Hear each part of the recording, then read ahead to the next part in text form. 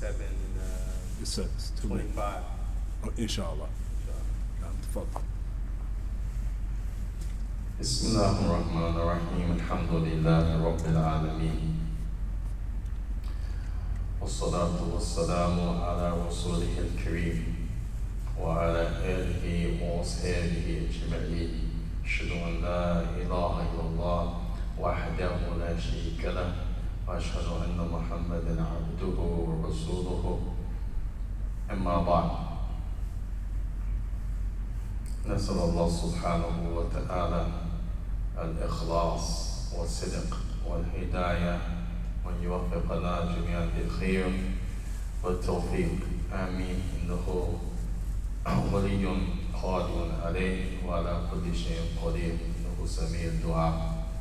We ask Allah subhanahu wa ta'ala for His help, direction, guidance, sincerity of intention, truthfulness, and a good outcome. We ask Allah subhanahu wa ta'ala to guide us aright. Verily, He is the protector, the guardian over all, and He has the power to guide us and steer us in the right direction without any flaws or limitations. We ask Allah subhanahu wa ta'ala, because He is the one who hears all and He knows all. We ask Allah subhanahu wa ta'ala, because He is the one who hears the invocation, the dua, wa ba'd. This is the second class, which we said stemmed from a series of lessons from Amrad al-Qulubi, sicknesses of the heart. And we would like to say that we made it a broader series than just the sicknesses of the heart. And that is that this would be a class, a course, as it relates to dealing, coping, healing with not only spiritual illness, but mental and physical illness. And they are all tied in some way or another. So we named this Islamic Healing 101. This is the second class, and inshallah ta'ala, we like to pick up where we left off the last time. And the introductory class, and this class will be every Sunday at 7 p.m. inshallah, even through the month of Ramadan. The last class we talked about, and we mentioned the story of Iblis, La'natullah alayhi, the devil, Shaikh. Some call him Satan, some call him the devil, some call him Lucifer. These are all traditional names of a shaitan from the Qur'an and other scriptures and all of the well-known religions. This is a real creature that Allah Ta'ala mentioned about him in different stories, different surah, different chapters of the Qur'an. And we mentioned the one from Surah Al-Yunus, where Allah Ta'ala had a conversation with him, and Iblis, he said, after disobeying Allah due to jealousy, which is a mental and it is also a spiritual and a physical illness. And we'll talk about that, inshallah, briefly in a minute. The issue of envy, jealousy, is a spiritual, mental, and physical illness. And that Allah displayed in the story of Iblis when He told him to do something, and Iblis felt that thing was inferior to him. He felt that he had more right to be honored than that thing that Allah chose to honor. And he felt slighted because Allah took the liberty to put blessings and honor in something that He chose, that Iblis himself did not choose. So thus he disobeyed Allah, and then in the conversation he said, Rabbi bima aghwaytani, O my Lord, since you have caused me aghwaytani from the word gawa, and he bounce around, to not be steady, to not be firm, to be confused, to be lost, to be without a purpose. He said to Allah Ta'ala, since you have caused me to be like this, he said about the human being, the servants of Allah, those who are from the offsprings of Adam, he said, لَأُزَيِّنَّ لَهُمْ. I'm going to make it look. Zayyin here can have a lot of meanings, we say. Zayyin here could have a lot of meanings. One of them could take the form of something that's odd, something that's normal. Because when you see something to be beautiful, you don't see anything wrong with that thing. Allah mentioned in other ayat in the Qur'an, زَيَّنَ لَهُمْ أَعْمَالَهُمْ, that He made their actions seem beautiful to them. Many times people translate that as fair seeming. And the reason they do, because they're trying to make a cross between the beauty and the normality of that action that the person is doing.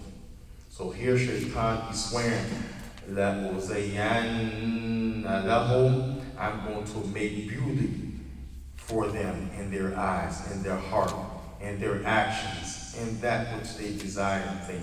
I'm going to make it seem normal. I'm going to make it seem alluring. And then he didn't stop there. He said, وَلَأُقْوِيَنَّ لَهُمْ. And here is the part where you're lost. Although something looks pleasing, although something looks pleasing or normal, you're still lost. You're still at a disadvantage. You're still in a state where you are sick, spiritually, mentally, and physically. And then the Shaitan, he said, he promised to do that, to them, ajma'in, to all of them. So this is the pivot point that we took last time in the introduction, because Shaitan is behind all of these matters. And there's a difference between being sick because of something that Allah chose to test you with and something that the devil is behind. So when we talk about mental, spiritual, and physical sickness, if we look at them today, we see that the Food and Drug Administration has their hand in a lot of issues that now we find is a leading factor to mental, physical, and of course spiritual illness.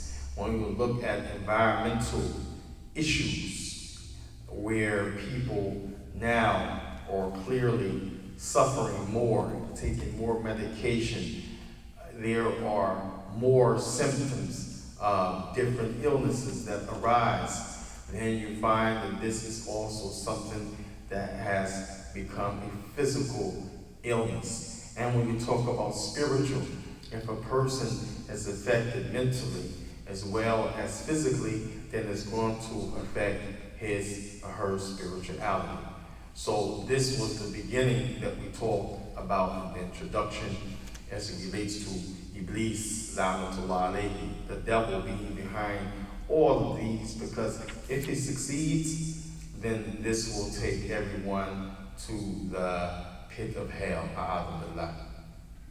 We also mentioned the statement of the Imam Shafi'i, the great scholar that we know from the leaders of the Muslims, from the four great Imams of history, Imam Muhammad ibn Idris al-Shafi'i, where he mentioned that Islam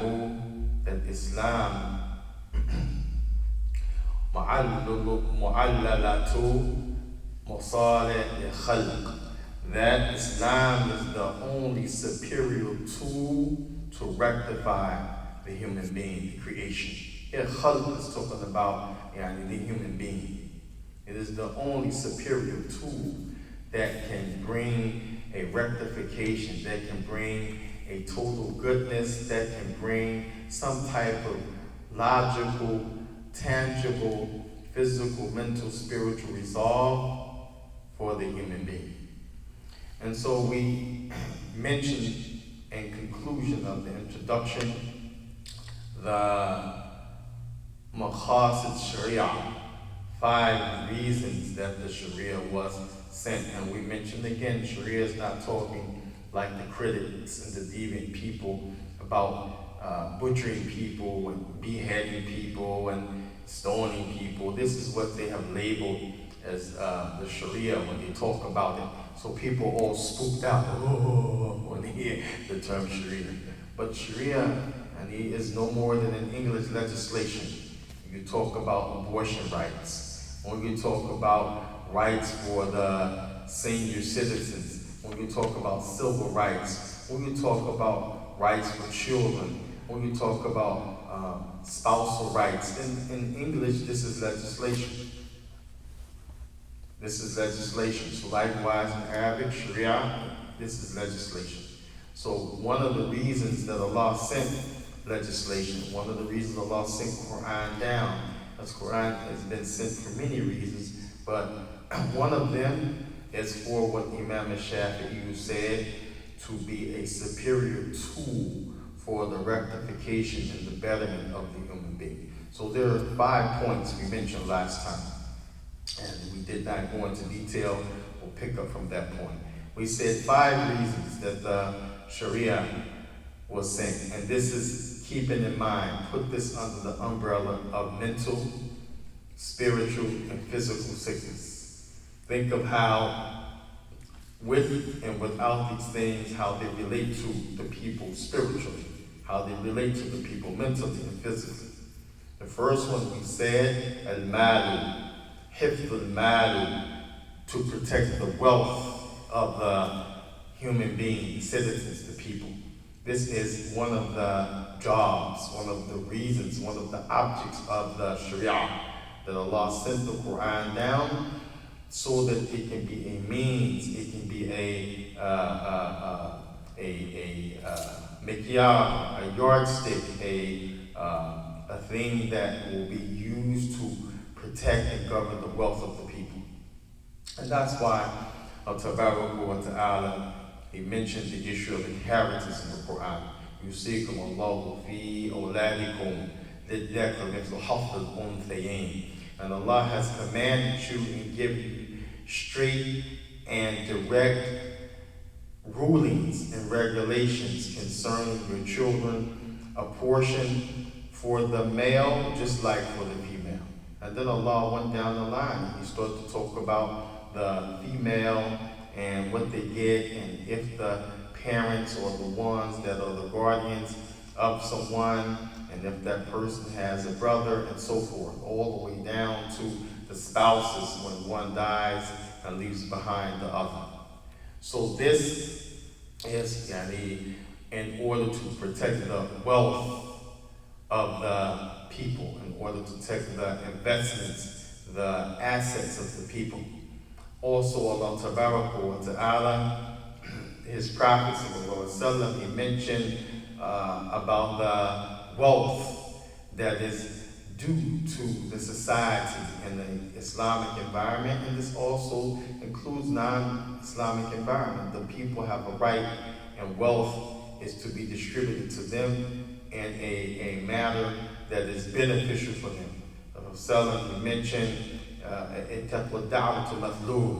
now, and fear the dua of the one who's oppressed. Why? Because this issue of giving to the citizens, giving to the inhabitants that which they need, then if this is violated, it causes not only spiritual sickness, but it causes physical and mental sickness. That's what Prophet ﷺ said, be aware of the claim, be aware of the claim, be aware of the invocation, be aware of the curse, the da'wah, the dua of the one who has been oppressed. And he was talking about as it relates to giving them their right when it comes to wealth. So here, hifd al-mal, to preserve the wealth and the assets of the people, as a serious component of having a good physical, mental, and spiritual well-being. Many people, you have heard that the history, because they lost their security of wealth, they call it financial security. A person is on top of the world, as they say. He has the best success in his career. He has maybe more than one estate. He has many objects, vehicles, boats. His children are doing very well in college. And then his business takes a turn. Or he comes in one day and the company has went out of business, and called him and gave him a pink slip. You find many times these people literally have committed suicide. You know, when Tabaraka wa Ta'ala says, وَلَا تَقَتُلُوا أَنفُسِكُمْ إِنَّ اللَّهَ كَانَ بِكُمْ رَحِيمًا. Do not kill yourself, because verily Allah has been so merciful to you in other ways. It's not the end of the world. And Allah revealed that ayat when he was talking about wealth. Now, so this is the first thing we mentioned from the 5 points of why the Sharia was sent, and it is something that many people don't think about perhaps, but it is tied to the well-being mentally for a person, that his wealth is in a secure state. It is tied to the physical well-being of a person, that his wealth, his assets, her assets are in a secured state. And it is tied to the person's well-being spiritually, iman-wise, deen-wise, his security of his assets, of his or her wealth. Now, then the second thing we mentioned, barakallahu fikum, the issue of a person's ma'adam. We said wealth is the first one. The second one, barakallahu fikum, person's honor. Allah tabaraka wa ta'ala karamna nam bi izzatihi wa jalalatihi subhanahu wa ta'ala. By his might and his majesty, he has honored the human being. Allah Azza wa Jalla has honored the human being. And part of that honor is your honor from Allah is honor in itself. Allah has made you to be those who Allah has put upon the earth and has made you dominant over all of the other species. This is part of the honor that Allah Tabaraka wa Ta'ala has placed in the human being. And Allah Tabaraka wa Ta'ala mentioned in the Qur'an this back when it says, وَلَقَدْ كَرَمْنَا بَنِي آدَمَ.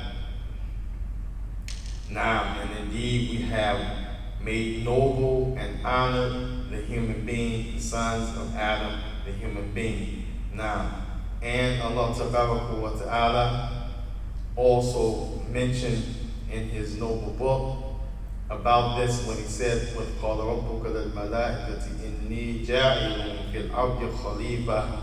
And indeed I'm going to put someone to tarry and to toil and to inherit upon the earth, in the conversation between Allah and the angels.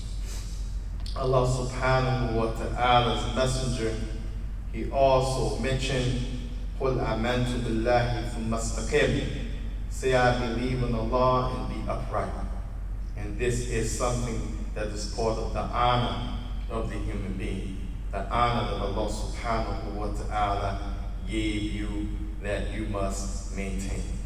If a person's honor, Allah musta'an, is not kept in the best way, then it will affect that person mentally. It will affect that person in a mental way. It will affect that person physically, and it will affect that person spiritually. And that's why the Prophet sallallahu alaihi wasallam, he mentioned concerning the Muslim. And this is general, as Allah Tabaraka wa Ta'ala said, وَلَا تَقْتُلُوا النَّفْسَ الَّتِي حَرَمَ اللَّهُ إِلَّا بِالْحَقِّ.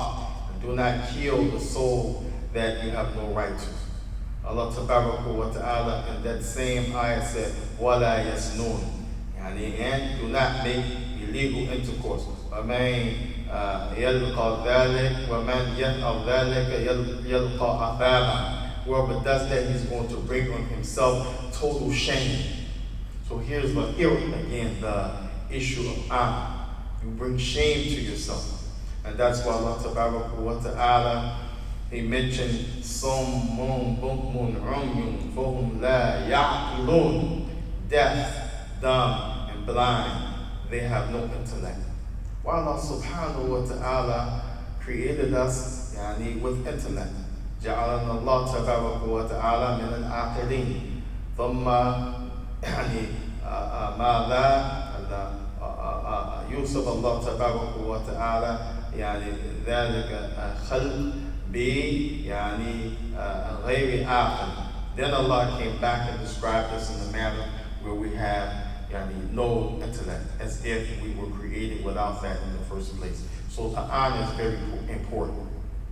The honor. And this is something that it affects a person again mentally. If your honor is tarnished, wallahi, you will lose sleep. If your honor is attacked, wallahi, you will lose your appetite. If your honor is attacked, it will affect you mentally in many ways. Physically, and you will have headaches. Physically, you will have weight loss. Physically, you may start to break out on your body with hives and different types of skin discoloration because of this issue.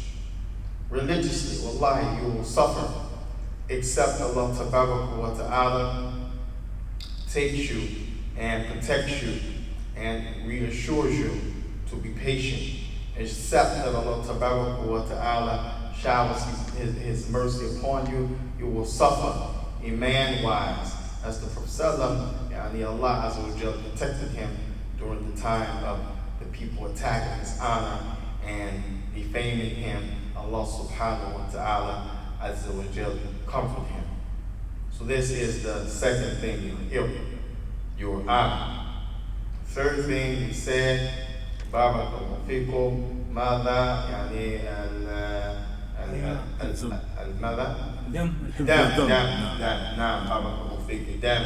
the blood. And we know that the Prophet he mentioned, as I'm going back to what I wanted to mention momentarily, the Prophet mentioned al-Muslimu haram ala Muslim. Muslim should not violate. Haram here means don't violate. Don't go into these areas of the Muslim as it relates to violation. And then the Prophet he mentioned malahu damahu wa. So here again is wealth, and his honor, and now damahu. And dam here means his life. Like if someone say, man, I heard they want his blood. They're not talking about the transfusion because that person needs blood transfusion. They're talking about they want him dead. Yeah. Say, so here when the ulama, they mentioned dam, just like the Prophet mentioned dam, it's talking about a person's life, is to be regarded. And this is why the Prophet he mentioned dam al-mu'min habba ilallah min hurmat al-Kaaba. An authentic hadith that the blood of the believer is more sacred to Allah than the Kaaba. As Imam al-Dhahabi called this in his Kitab al-Kaba'ir, Book of Major Sins, showing that the life of a person is to be protected. And this is the only reason Allah Ta'ala allowed for people to use that which is haram, although those things naturally are haram, like the issue of khanazir, issues of pork products. Allah allowed that for one reason, when there's life and death. When there's life and death. And here life and death doesn't mean immediate death. It also means something that leads to your death. So if you're in a place where there's nothing but pork, you might not die the first day, second day, the third day. You may last a week, but eventually if you don't eat something, guess what? Satamut, you're going to die. So Tabaraka wa Ta'ala, He allowed that, for something that's connected to a person preserving their life. Preserving their life. And this is the same way when you talk about anything that is haram.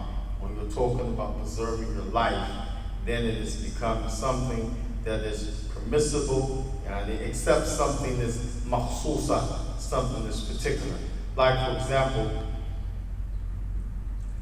some people think zina is in that case. They say, well, if I don't get married, man, I'm going to die. No, this is not something that if you don't have sex, you're going to die.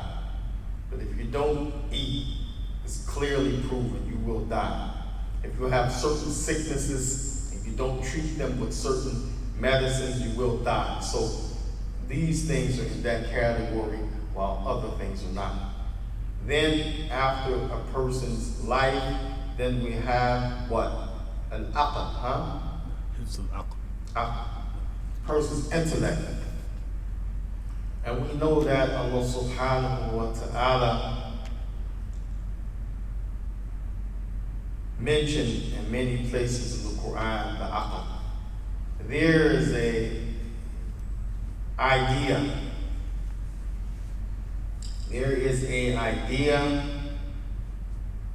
that has been around for a long time, and it's based upon a saying that many people think the Prophet ﷺ said, and that is أول من خلقنا العقل.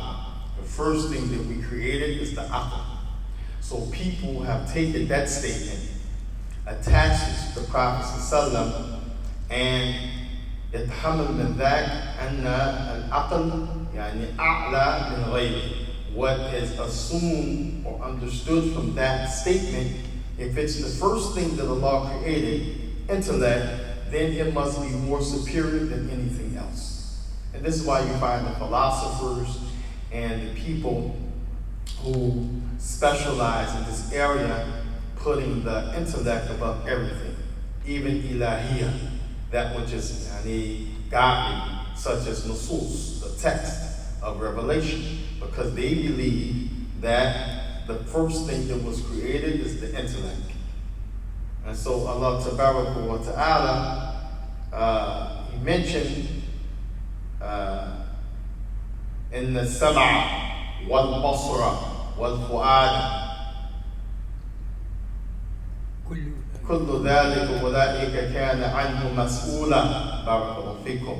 All of those three that are mentioned and more on the Day of Judgment, they bear the responsibility of what they did in this life. Allah is going to question you and those things that He mentioned on the Day of Judgment as to why they did and why they didn't do.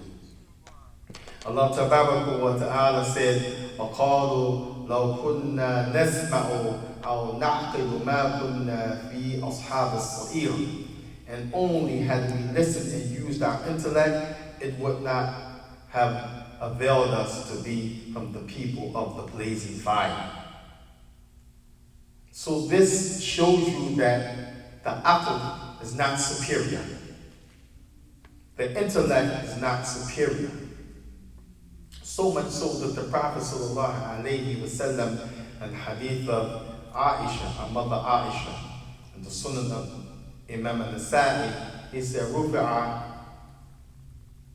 الْأَقْلَامِ عَنَ الثَّلَاثَةِ.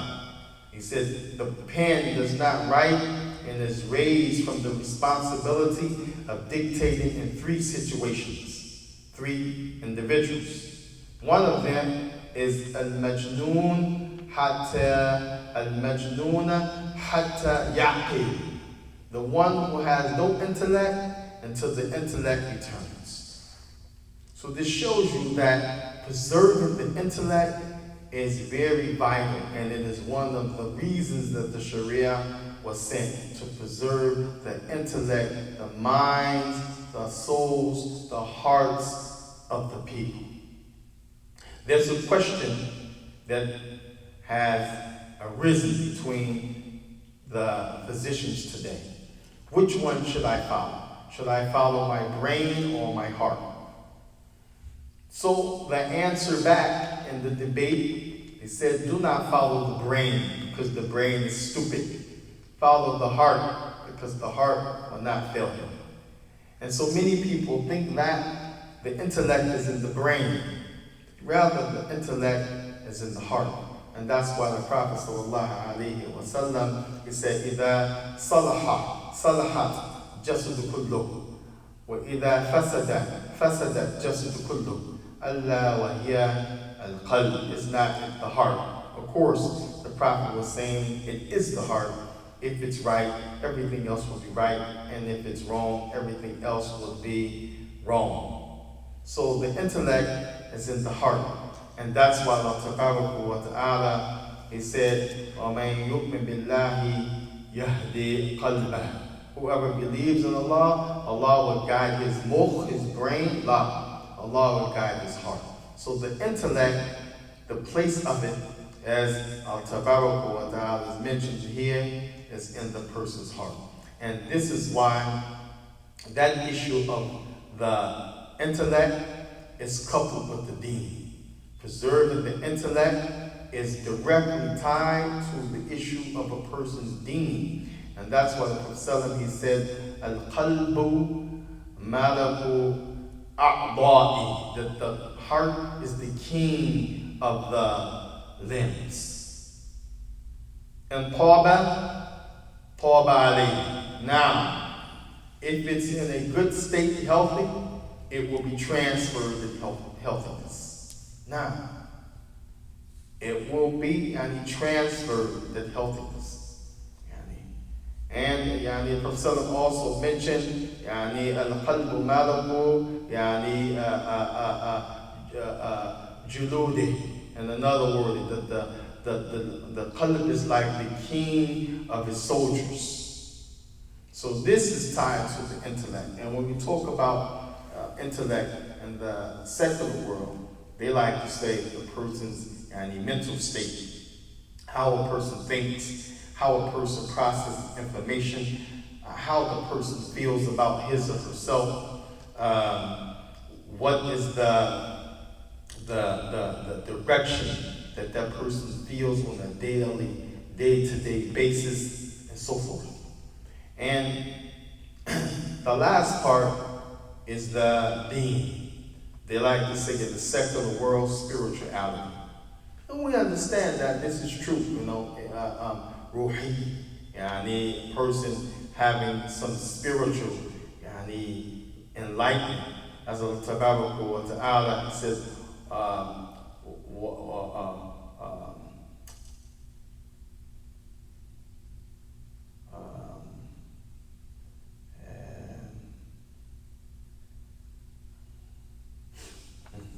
subhanallah. Allah Ta'ala, He mentioned the issue of yas. وَلَا يَأْسَ وَلَا يَيْأَسْ مِنْ رَوْحِ اللَّهِ إِلَّا قَوْمٌ كَافِرُونَ. None despairs from the this word roha.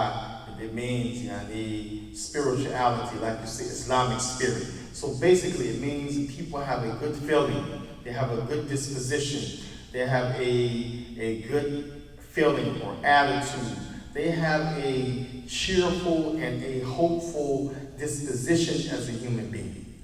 And you can't do that without spirituality.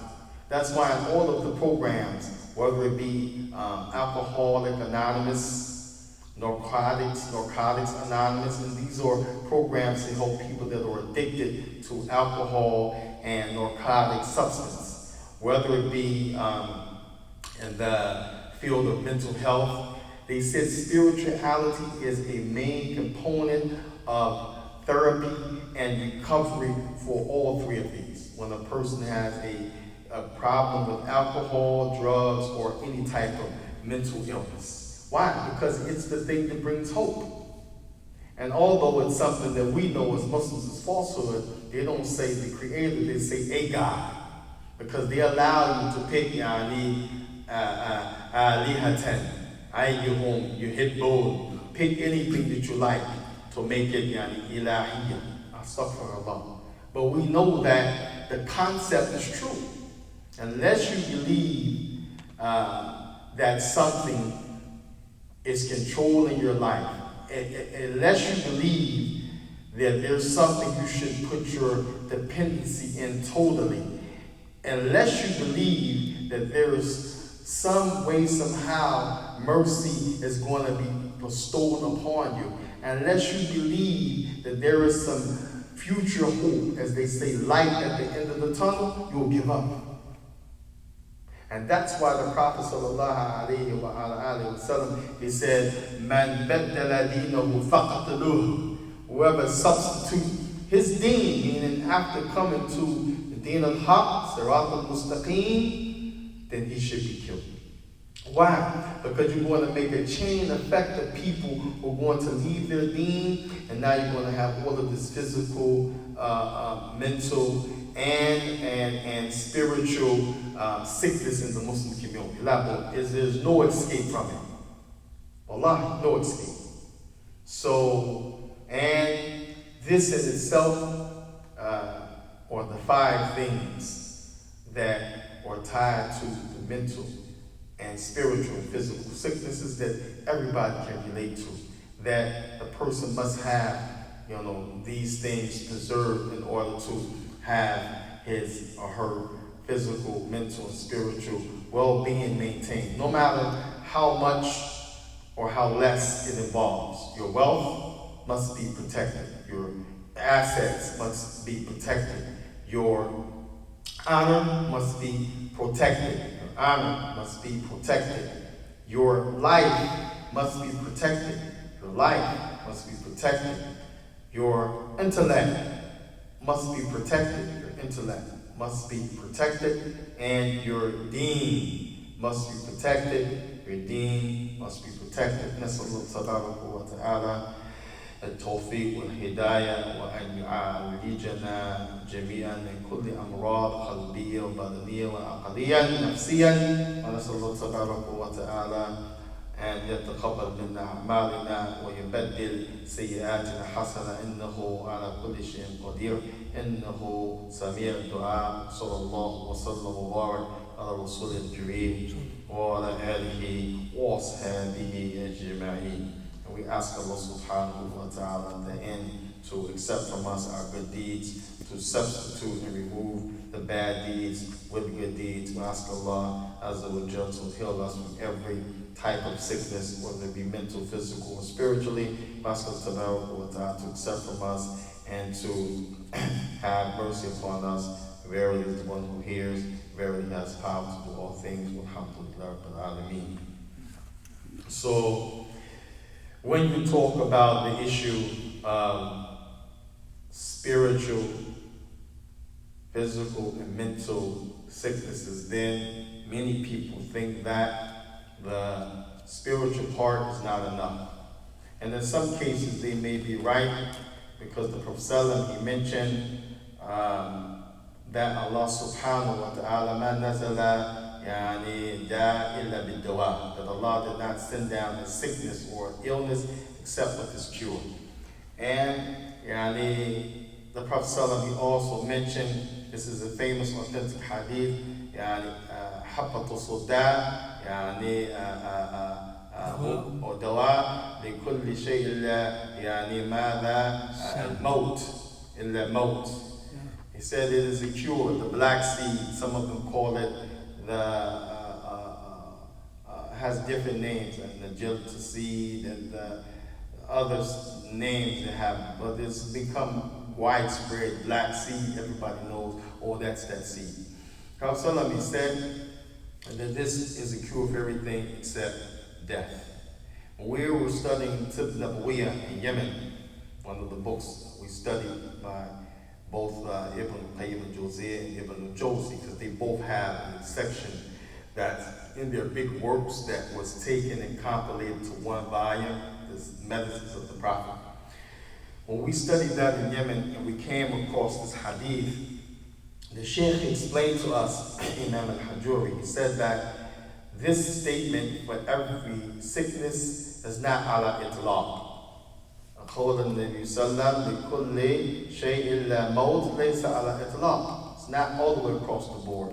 And that sometimes that from the usul of the language and usul of fiqh is that statements are general. يعني العبارة العام يريد بها خاص. They're general statements, but they carry a specific meaning. No. And this is one of those cases, he said, because, for example, for the lady who's pregnant in her first 4 months of pregnancy, she cannot take black seed. The lady who's pregnant in her first 4 months of pregnancy, she cannot take black seed. المرأة حاملا في أول 4 أشهر في حملها لا عليها يعني أن تعالجي بحبة السوداء. يضر الطفل يعني في بطنها. It will harm the baby. If she takes it, pull it down. Or make the disencouragement. I think it will let it go down. Go down? Miscarriage. Miscarriage. Yeah, we'll make the baby, it will harm the baby, and it is one of the things that can lead to miscarriage. The Shaikh is saying before I got to that point. So this is an example where black seed is, in the hadith, the Prophet says a cure for everything. But that lady can't take it. So if she has something she needs to take it for while she's pregnant, she can't take it. Also, likewise, when you talk about stomach illnesses, when the man came to Prophet and complained about stomach, the Prophet told him to drink what? Asad. He said, drink the honey. The man, he drank the honey, he came back, he told the Prophet that it didn't work. The Prophet told him, go back and drink the honey. This happened 3 times, he came back. Each time he said it didn't work, the Prophet told him, your stomach has lied. Yeah, صدق الله. Allah musta'an. Shukr laha. A person's stomach has lied. Allah musta'an. Yeah, صدق الله. Shukr laha. That's amazing. Prophet didn't say, well, I'm not sure, it should work, or take something else, or you're right, it should have worked by now. He said, no, your stomach has lied. Then after that, the man, he came back, cured, and told the Prophet his baby was cured.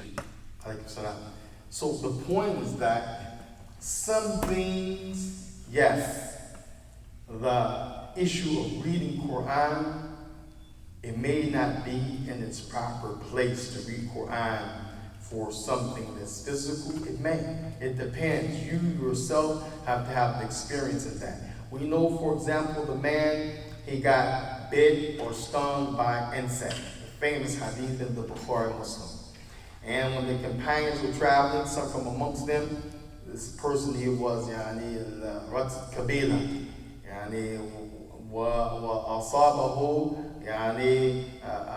من الحي أو من الأقرب الأذى. He got bit by a snake or a scorpion. So he passed out. So the people, they knew that these were companions of the Prophet. So it said, can you guys, help him, read some Quran over him. He passed out, he got bit from this thing. But before that happened, they were traveling and they said, can we have some water and something to eat? نحن مسافرين عبر السبيل. They denied him. منعهم من أهلها. أيوة. So they said, خلاص, لا بأس. They went to sleep, and then when that happened, they went to get those Sahaba for help. So they said, okay, since you guys refused to help us, we'll read over him, but you got to give us what we want. They said, we'll give you anything. Sheep, water, milk, wealth, whatever.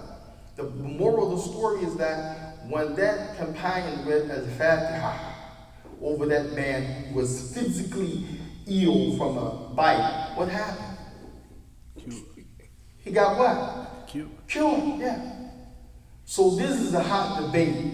It's just last night, as I was just telling one of our dear brothers that I just finished my state certification. I'm certified in the state of North Carolina and South Carolina and Atlanta, because they recognize the certification from North Carolina. I'm now certified to do counseling and work with people in mental health and substance abuse. Just finished the course, alhamdulillah.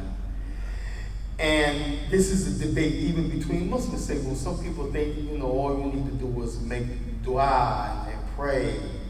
So this is a big debate.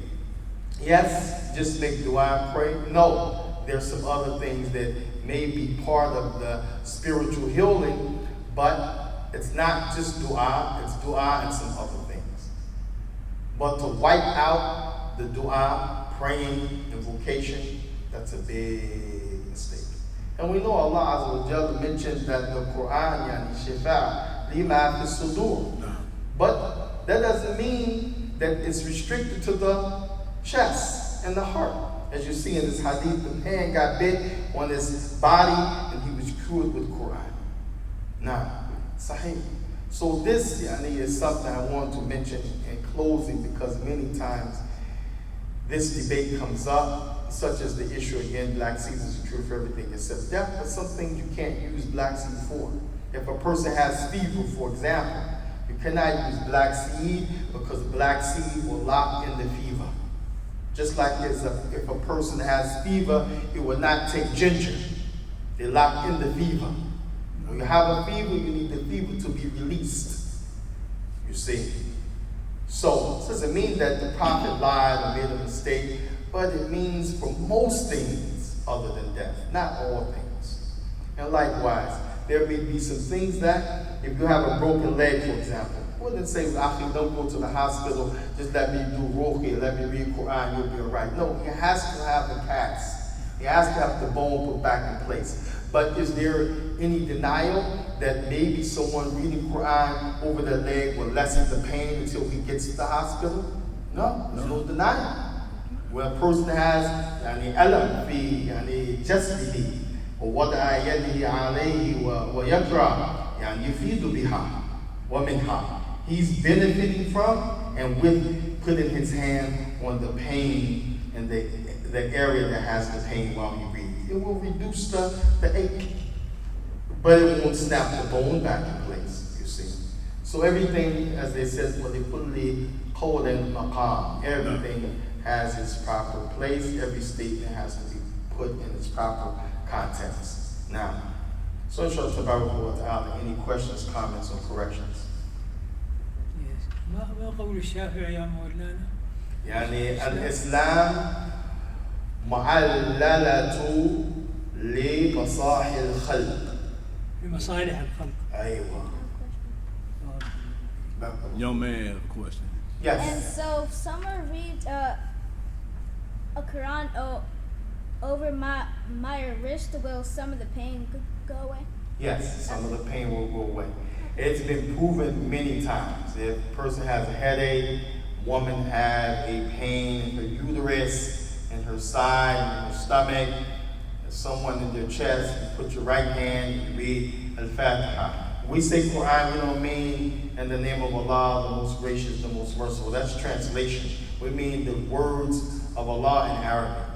Has a special power, special blessing, special ability when you read those words. And that's why we encourage the people to learn Al-Fatiha, قل هو الله أحد قل أعوذ برب الفلق قل أعوذ برب الناس قل يا أيها الكافرون and all of those surah, short surah that were used for these things. Wa alaikum salam. That's Dawood. No. And so I have another Yes. question. So the question was asked for the people online. There was a youth in the class. He said if he has Qur'an read over his wrist, obviously he hurt his wrist, will it reduce some of the pain? And told him yes. That was the question. And then I have another one. And so, can the person with the ache read it? With the ache reading, the question is asked, and the person who has the ache read himself, for himself, upon himself. Yes. Okay. The person who has the ache can read for himself, upon himself. And this is most preferred, so as long as the person has the strength, the faith, the iman, and the know-how. If the person does, then he can do it. And if he can't, then he can be assisted. And we know this from the Prophet ﷺ. Used to read, and wife himself used to read, put his hands on his body to reduce sickness and pain. Yes. Questions? Barakallahu feek. Because we mentioned this class will take place every Sunday at 7 o'clock sharp, even through the month of Ramadan. And we ask Allah subhanahu wa ta'ala for his help. Barakallahu feekum. Wassalamu alaikum wa rahmatullahi wa barakatuh. Subhanaka Allahumma wa bihamdika ashhadu an la ilaha illa anta astaghfiruka wa atubu ilayk. Anything I said of good is from Allah, and any mistakes from myself or from the shaitan, Allah will admit, and Allah is free from that. Walhamdulillah. Jazakumullah khairan.